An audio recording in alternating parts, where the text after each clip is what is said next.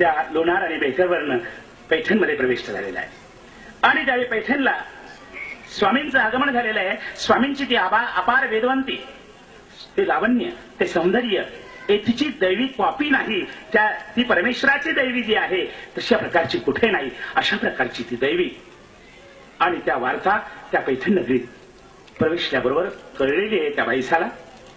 आणि बाईसाला कळल्यानंतर मनोमन तिची इच्छा झाली की अशा पुरुषाचं दर्शन घ्यावं. पण कधी कधी अडचण होते. एखाद्या माणसाला एखादा तो श्रेष्ठत्व असतं, वयवृद्धत्व असतं, त्याचबरोबर तिच्याजवळ जो गुण होता, पयवृद्धत्व होतं, आणि पण त्या मार्गश्रेष्ठत्वाच्या अभिमानामुळे ती तो सुखरी घालायला तयार नव्हती.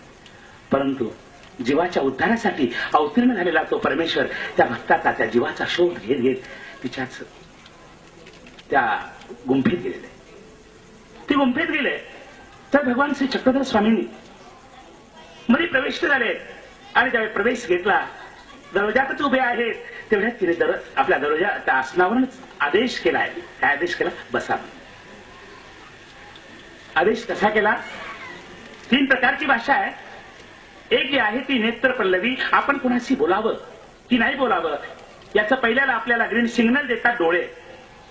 डोळ्यातनं आपण एकमेकाकडे बघतो, डोळ्यातनं बघतो, डोळ्यानेच इशारे करू लागतो आणि डोळ्यानेच आपण पुढचं कार्य सिद्धी करू लागतो. अशाच प्रकारचे बाईसाहेब डोळ्याने इशारा केला बसण्यात. स्वामी बसले होते. तो दयाळू जीवाचा उद्धार करतो. आणि उद्धार करणारा त्या परमेश्वराचं वैशिष्ट्य बघा. अजब शिक्षण पद्धती आहे. विद्यार्थी उच्चासनावर बसलेला आहे आणि शिक्षक खाली बसलेला आहे. आणि म्हणून शिक्षकांचे अनेक प्रकार आहे. एक गणिताचा शिक्षक आहे, तो फळ्यावर गणित लिहून शिकवतो. शिक्षक वेगळा असतो, विषय वेगळा असतो. गणित फळ्यावर लिहिलं वेगळं असतं, कुठला विषय फळ्यावर लिहिलेला वेगळा असतो. परंतु नर्तक ज्यावेळी डान्स शिकवतो, नाचकाम शिकवतो, त्यावेळी शिक्षक आणि नर्तकाने त्याचं शिकवणं वेगळं केलं जात. तसं परमेश्वरांचं काम आहे. बोले तैसात आले असं नाही.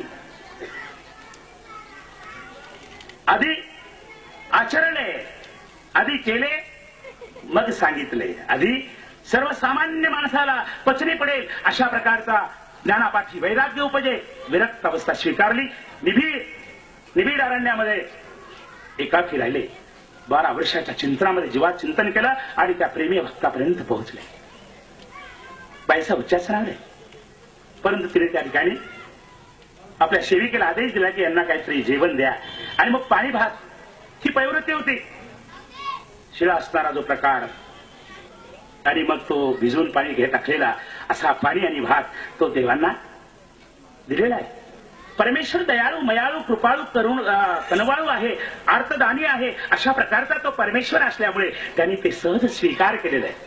कारण भूतभजनाच्या अहेतुक भूतभजनाचे अधिकार घडवायचे आणि भूतभजनाच्या क्रियेमुळेच प्रेमाचा अधिकार निर्माण होतो. आणि त्यामुळे 3 दिवस सतत त्या ठिकाणी तो प्रकारचा पदार्थ. आणि मग स्वामींनी कृपा कटाक्ष टाकलाय. कृपा कटाक्ष ज्यावेळी टाकला, हा अद्भुत घडलंय. क्षणार्धात उच्चासनावर बसलेली ती बाईसा धडतरी खाली स्वामींच्या समोर पुढक्या ताज्याने साष्टांग लोटांगण घेऊ लागलीये. परिवर्तन झालं. काय परिवर्तन झालं? देणे आत ते नेत्राद्वारेची परमेश्वराने त्या प्रेमाचं दातृत्व आपल्या नेत्राच्या द्वारे केलंय. आणि नेत्राच्या द्वारे दातृत्व करताच काय झालंय? अंतर्बाह्य परिवर्तन झालं. आणि मग क्षणार्धात देण्यात ते दृष्टीद्वारे प्रेमा संचार मात्रे विकार विकल्प स्वभावे तिन्ही उच्छेदने जाती. आता भक्ताच्या शोधात फिरणारा तो दयाळू परमेश्वर भक्ताच्या शोधात फिरत होता. पण आज त्या भक्ताला तो त्याचा उद्धारक परमेश्वर भेटला होता. आणि मग आता बाईसा स्वामींच्या बरोबर फिरू लागली. अशा प्रकारचं एक एक लीळांचे पैलू आपण ज्यावेळी बघू, त्याचा शोध घेऊ. स्वामींच्या विविध प्रकारच्या लीळा. आणि म्हणून तुम्ही स्मरण करत असताना लीळा ही आठवलीच पाहिजे, ती लीळा वाचली पाहिजे. आणि म्हणून मला त्या दिवशी अतिशय आनंद झाला की महाराष्ट्र गव्हर्नमेंटने जे डॉक्टर भाऊसाहेब कोलत्यांचं लीळाचित्र प्रसिद्ध केलं, पण आपल्या दुर्विचाराच्या दुष्ट भावनांच्या काही लोकांनी त्याच्यावर स्थगिती मिळवण्याचा प्रयत्न केला होता. ते पुनश्च प्रकाशित व्हावं अशा प्रकारचा ठराव आमचे नीलकंठदादा खोब्रागडे यांनी मांडला.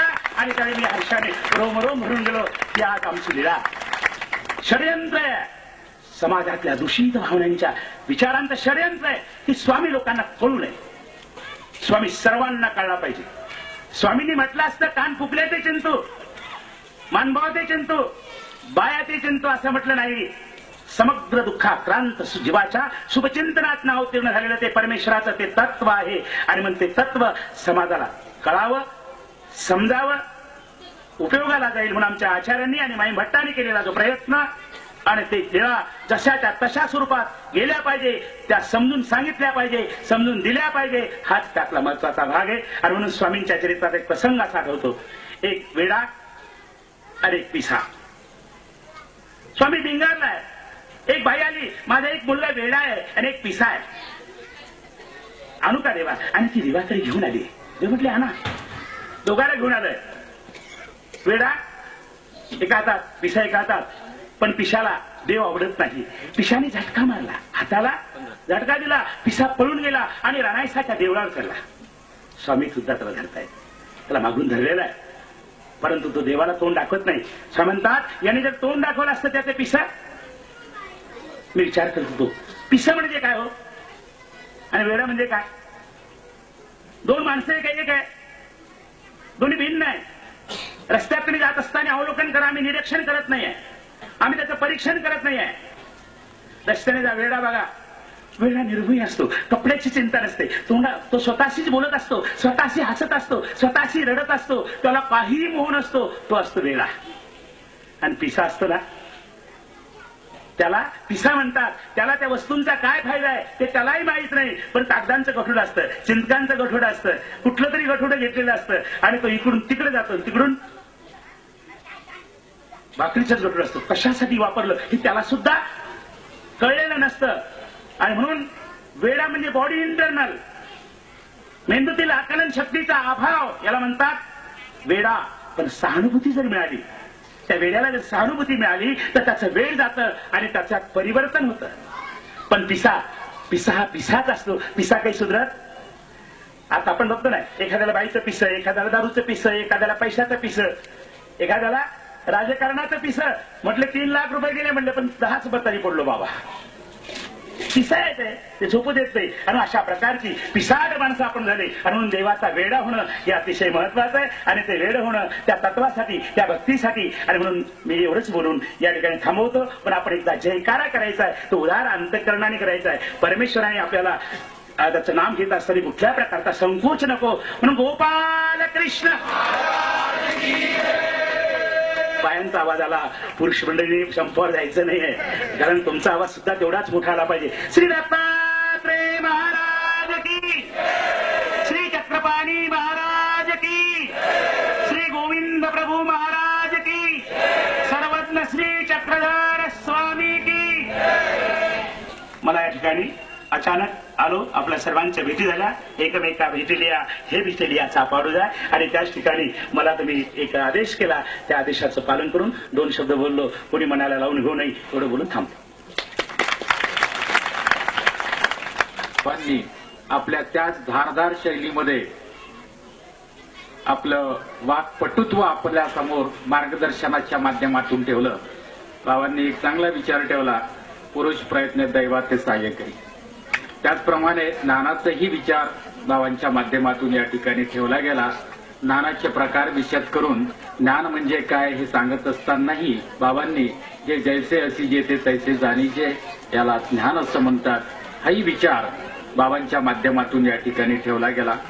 स्वामींच्या तत्वज्ञानाचे यथार्थ दर्शन लीळाचरित्र किंवा इतर कुठल्याही ग्रंथांच्या माध्यमातून सर्वांना व्हावे ही अपेक्षा सुद्धा व्यक्त केली गेली. बाबांनी ती व्यक्त केली. लीळाचरित्राच्या संबंधानेही एक मुद्दा बाबांनी ठेवला. यापूर्वीही असं समर्थन बाबांनी काही प्रमाणामध्ये केलेलं होतं, ते आज नव्याने या ठिकाणी बाबांनी केलं.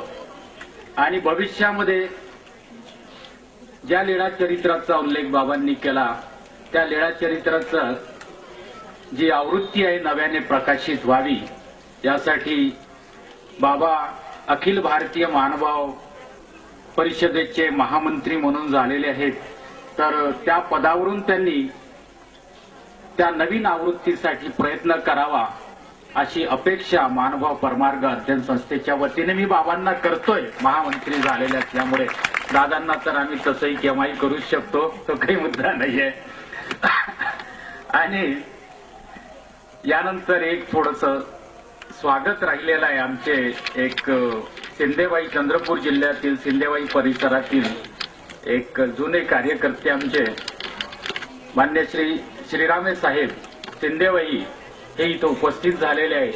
त्यांनी आम्हाला त्यांच्या गावी आम्ही जेव्हा गेलो होतो तेव्हा म्हटलेलं होतं की मी स्वागत करेन, म्हणजे तो विचार त्यांचा होता, परंतु आता थोडासा लांबलेला आहे. म्हणून मी श्रीरामे साहेबांना इथं आमंत्रित करतो की त्यांनी दादांना पुष्पमालेने दादांचं स्वागत करावं.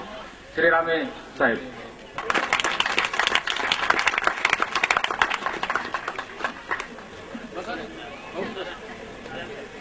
आजच्या या 20व्या वर्धापन दिन सोहळ्याला अध्यक्ष म्हणून लाभलेले परमपूज्य पट्टाधिष्ठित मदाचार्य आदरणीय श्री गोविंदराज दादा कारंजकरजी, नवनिर्वाचित अध्यक्ष म्हणूनही मी दादांना आमंत्रित करतोय.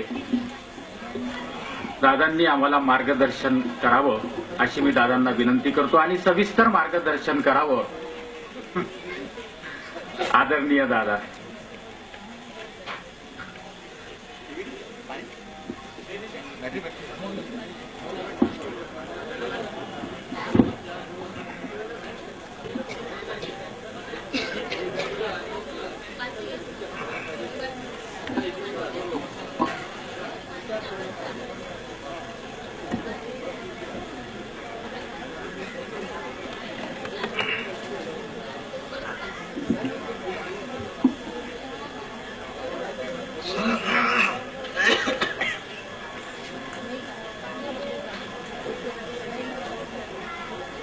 सर्वप्रथम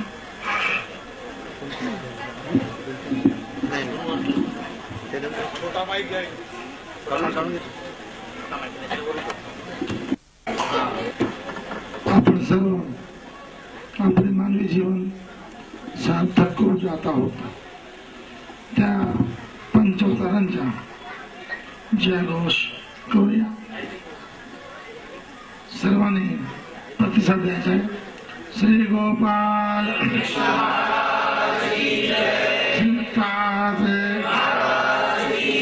श्री चक्रपाणी श्री गोविंद सर्वज्ञ श्री चक्रवर्ती स्वामी चतुर्वेद साधन की परमार्ग अध्ययन मंदिर या संस्थेच्या 20व्या वाढदिवसानिमित्त होत असलेल्या या